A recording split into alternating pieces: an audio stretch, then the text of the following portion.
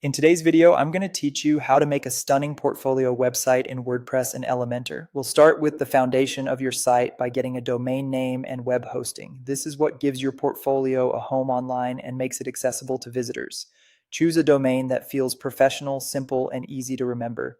Your hosting provider is where your website files will live, so make sure you're using a reliable option that supports WordPress well. Once that's ready, install WordPress. Most hosting platforms make this very easy with a one-click setup. WordPress will be the content management system behind your portfolio, and it gives you the flexibility to customize your site without needing to code everything from scratch. After logging into your WordPress dashboard, go to Appearance and then Themes. This is where you'll control the basic visual framework of your website. From there, search for the official Hello Elementor theme and activate it. This theme is lightweight, clean, and designed to work especially well with Elementor, which helps your pages load faster and gives you a smooth editing experience. Next, go to Plugins, then Add New, search for Elementor, and install it. Elementor is the page builder that will let you visually create your portfolio with drag and drop tools. It's one of the easiest ways to design a polished website, especially if you want a professional result without dealing with custom code. Before you move on, deactivate and delete any pre-installed placeholder plugins you don't need. This helps keep your WordPress site cleaner, lighter, and easier to manage. Removing unnecessary plugins can also reduce clutter and improve performance.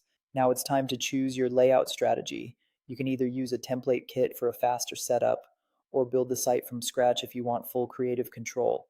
Template kits are great if you want a strong starting point, while a custom build gives you more freedom to shape every section around your personal brand. From there, build the essential sections of your portfolio. Create a strong hero banner that introduces who you are and what you do.